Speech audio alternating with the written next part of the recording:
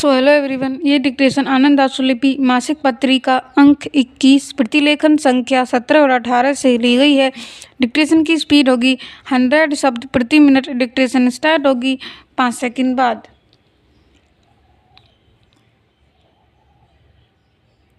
Start. महोदय, किसी भी व्यवसाय की सफलता उसमें कार्य करने वाले व्यक्तियों की कुशलता व निपुणता पर आधारित होती है।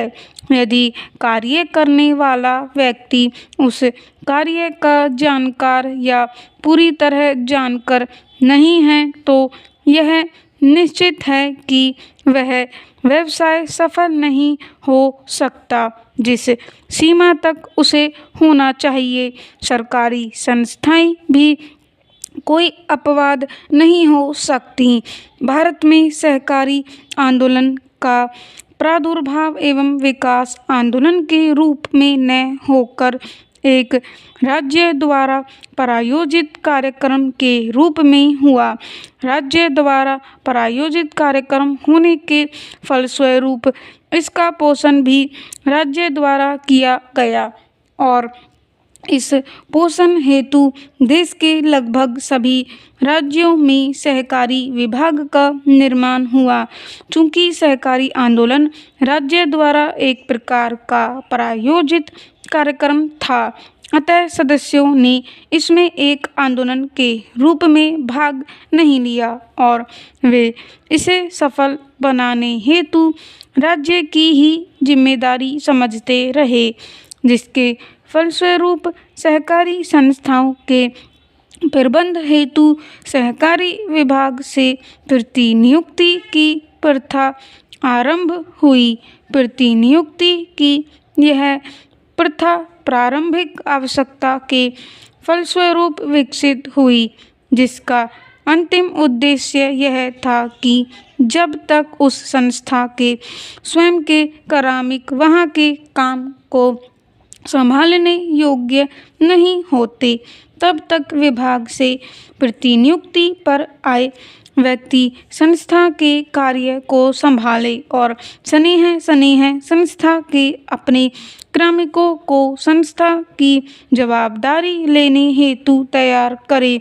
वस्तुतः ऐसा सभी संस्थाओं में हो नहीं पाया और आज अधिकतर राज्यों में प्रतिनियुक्ति पर सहकारी संस्थाओं में आए व्यक्तियों की संख्या बहुत अधिक है। सहकारी संस्थाओं का जन्म छोटे संगठनों के रूप में हुआ। ऐसे में प्रारंभ में संस्था का निर्वाचित प्रतिनिधि ही उसका पूरा कार्य संभाल लेता था।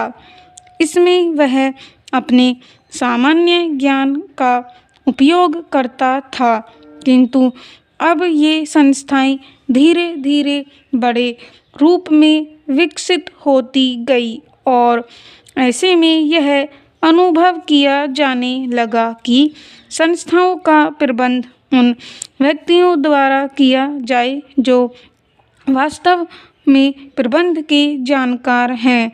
आज प्रबंध में विभिन्न औजार और तकनीक विकसित हुई है, जिनकी सहायता से व्यवसाय के उद्देश्यों को प्रभावशाली प्रबंध द्वारा प्राप्त किया जा सकता है। चूँकि सहकारी संस्थाएं भी एक व्यावसायिक संगठन है, अतः इसमें भी आज प्रबंध के व्यावसायीकरण की नितांत आवश्यकता है। विभिन्न व्यवसायों में सहकारी संस्थाओं के अतिरिक्त अन्य प्रकार के निजी संगठन भी क्षेत्र में हैं।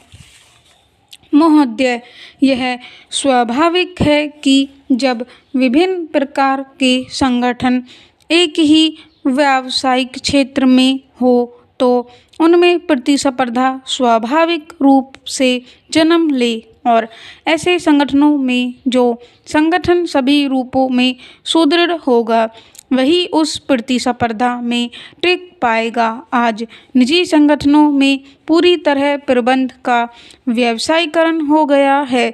इन संगठनों में प्रबंध के नए औजार व तकनीकी के जानकार इनका प्रबंध कर रहे हैं। अतः ऐसे में ये संगठन अधिक सुदृढ़ता से कार्य कर रहे हैं, जबकि सहकारी संस्थाओं में अभी पूरी तरह प्रबंध का व्यवसायीकरण है। कुछ राज्यों में जैसे गुजरात आदि में जहां सहकारी संस्थाओं में प्रबंध का व्यवसायीकरण कुछ हद तक है, वहां ये संस्थाएं अच्छी तरह कार्य ही नहीं कर रही हैं, बल्कि उन्होंने निजी संगठनों को एक चुनौती भी दी है।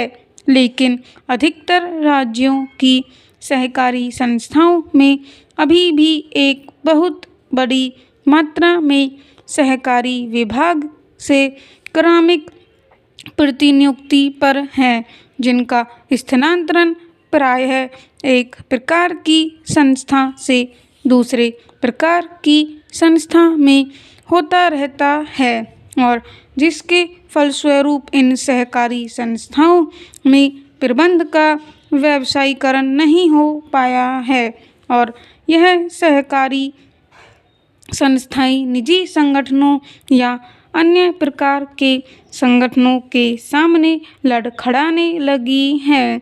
विभिन्न राज्यों की अधिकतर सहकारी संस्थाओं के कार्मिकों के विभाग से प्रतिनियुक्ति की प्रथा प्रारंभिक आवश्यकता के आधार पर प्रारंभ हुई। इसमें यह बात अंतर्निहित थी कि कुछ समय पश्चात इन सहकारी संस्थाओं के स्वयं के कार्मिक वहाँ के कार्यों को संभाल लेंगे और विभाग से प्रतिनियुक्ति पर आए कार्मिक अपने विभाग को वापस लौट जाएंगे, लेकिन ऐसा वास्तविक रूप से नहीं हो पाया। सहकारी संस्थाओं के विकास के साथ साथ यह प्रथा और सुदृढ़ होती गई और इससे संस्था के स्वयं के कार्मिक संस्था के कार्यों की जवाबदारी नहीं ले पाए। प्रतिनियुक्ति पर विभाग से आए कार्मिकों का स्थानांतरण भी एक प्रकार की सहकारी संस्था से दूसरे प्रकार की सहकारी संस्था में बेहुदा होने लगा, जैसे सहकारी बैंक से विपणन संस्था में या विपणन संस्था से दुग्ध संस्था में। इसके फलस्वरूप वास्तविक स्थिति यह बनी कि किसी संस्था ने प्रगति नहीं की। ये स्थानांतरण निचले व मध्यम स्तर के कार्मिकों के ही नहीं है, अपितु संस्था के मुख्य कार्यकारी के भी है। वस्तु स्थिति तो यह है कि मुख्य कार्यकारी के स्थानांतरण अधिक हुए हैं। स्टॉप। डिक्टेशन की PDF आपको टेलीग्राम चैनल पे मिल जाएगी। टेलीग्राम चैनल का लिंक डिस्क्रिप्शन में दिया हुआ है।